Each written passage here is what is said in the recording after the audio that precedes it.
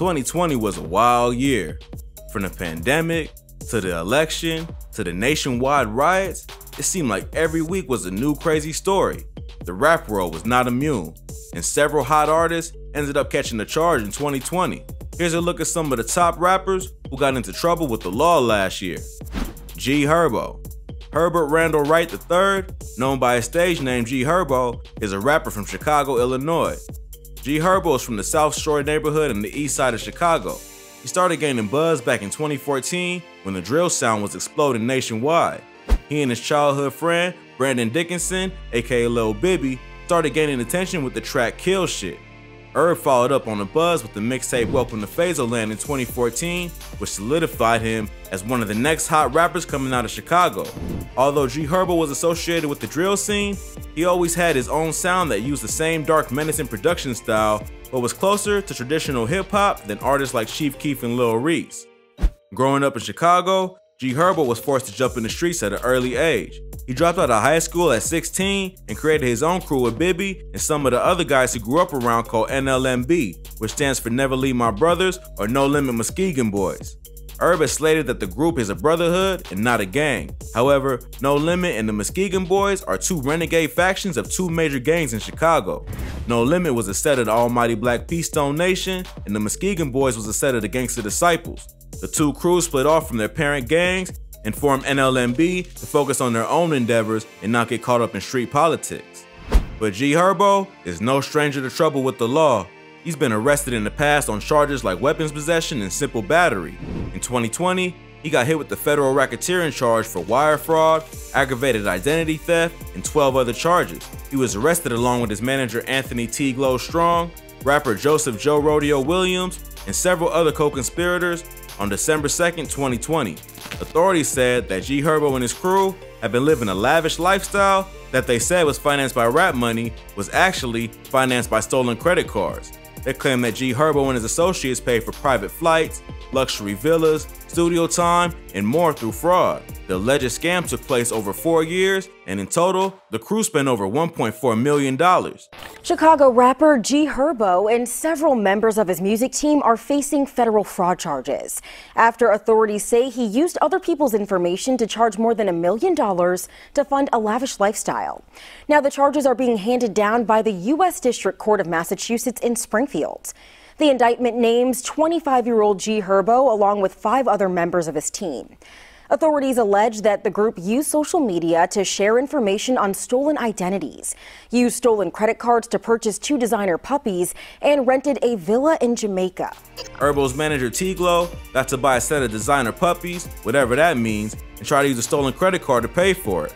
The store clerks questioned him, and T-Glow got defensive, saying that he was doing it on the rapper's behalf and not to worry about it. Supposedly, he called GHerbo and told him to co-sign the purchase over the phone, which he did. Now the feds are using this as evidence to prove that GHerbo was in on the scam. Many have speculated that the manager was the one doing the scamming, and GHerbo simply got caught up in the drama. Herbo wasn't the one making the purchases, but he was benefiting from using the stolen money, and therefore he's also considered guilty under the law. Many of the charges they brought against him were for conspiracy, which means that they don't have to prove he committed the crime, but that he was aware that the crimes were being committed and contributed to the criminal activity in some way. That's why the phone call where he co-signs the purchase of the puppies is damaging evidence. GHerbo has maintained his innocence and says he's confident that the truth will come to light and he'll beat the case. Although GHerbo isn't the biggest star in the world, he still has a sizable fan base and was recently included in the Forbes 30 Under 30 musicians list. So he probably didn't need to resort to fraud to finance his lifestyle.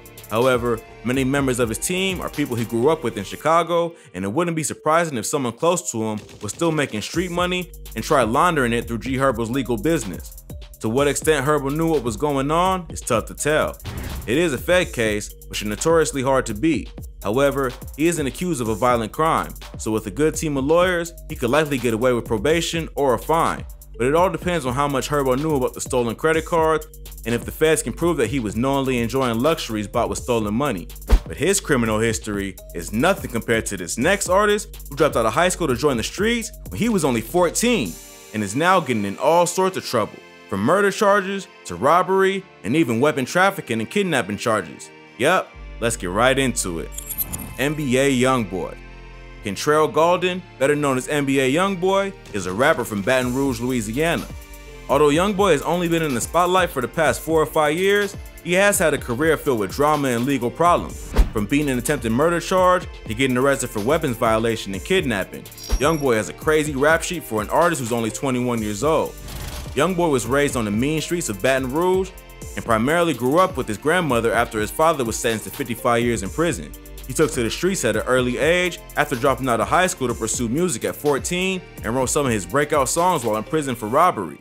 Youngboy was arrested most recently on September 28, 2020, along with 16 other people on various charges that included the distribution and manufacturing of drugs and possession of stolen firearms. According to police, they responded to a call from concerned neighbors who claimed that there were 3 men in the area waving guns at an abandoned lot on North 38th Street and Chippewa Street in Baton Rouge. NBA Youngboy and his crew are all well known in Baton Rouge, and the police are well aware of his reputation and level of notoriety. Police showed up and a group of men tried to book it, but a total of 16 ended up getting arrested. Police searched the cars at the scene and ended up finding 14 guns, $79,000 in cash, and an unknown quantity of drugs. Youngboy was arrested, but eventually released on $75,000 bond. According to BRPD, this all started on Monday afternoon when BRPD, along with FBI agents, received a tip about a group of people waving around guns on an abandoned lot on Chippewa Street.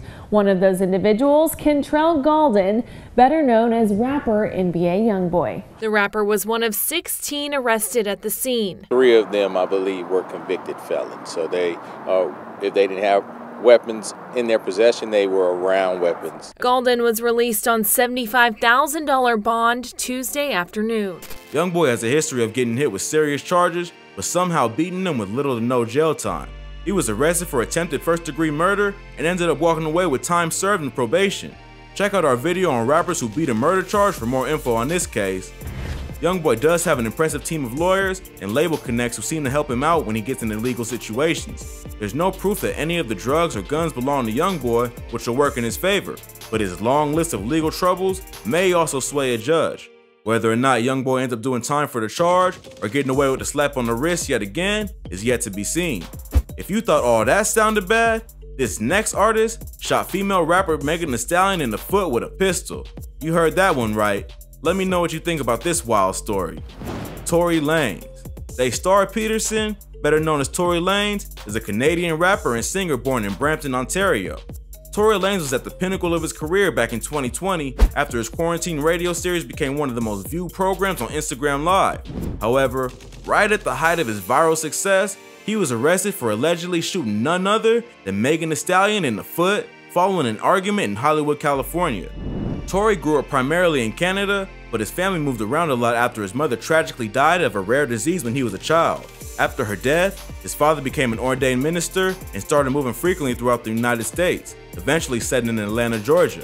As a teenager, he started having behavioral problems and sent to live with family in New York City, then back in Toronto. His grandmother kicked him out at 15 and he was forced to fend for himself.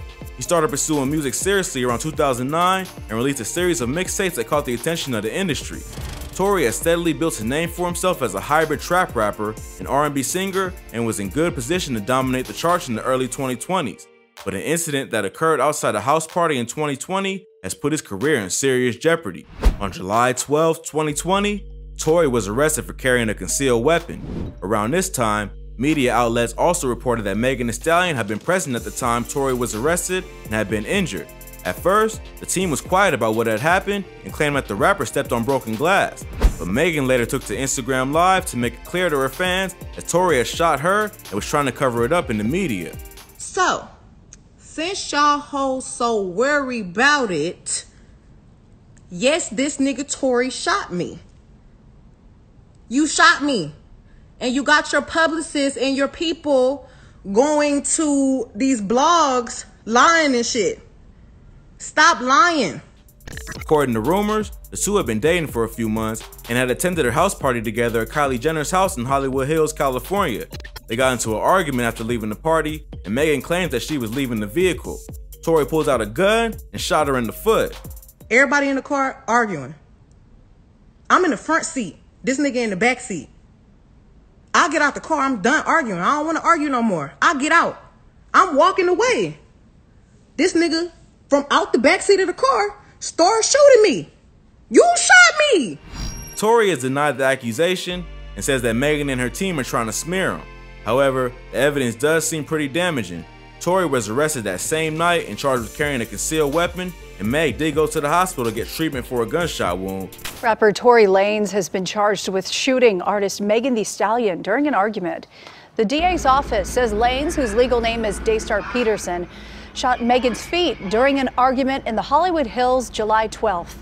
The 28-year-old was arrested the night of the shooting, but was released after posting bail. Initially, she lied to the doctors and police to keep Tori from getting in trouble, but after he started spreading false rumors about her, she claimed she had to put an end to it. The police come, I'm scared. All this shit going on with the police is shooting motherfuckers for anything. The police was literally killing black people for no motherfucking reason. Soon as the police tell us all get out the motherfucking car, the police is really aggressive. You think I'm about to tell the police that we, niggas, us black people, got a gun in the car? You want me to tell the laws that we got a gun in the car so they can shoot all of us up? Nigga, I'm scared. It's a fucking helicopter over us and some more shit. Tory then released his 5th studio album, Daystar, on September 25th, 2020, where he addresses the shooting several times. He claims that Megan's management team tried to silence him and misrepresent the facts of the situation, and has doubled down on his sentiment in social media posts and IG live sessions.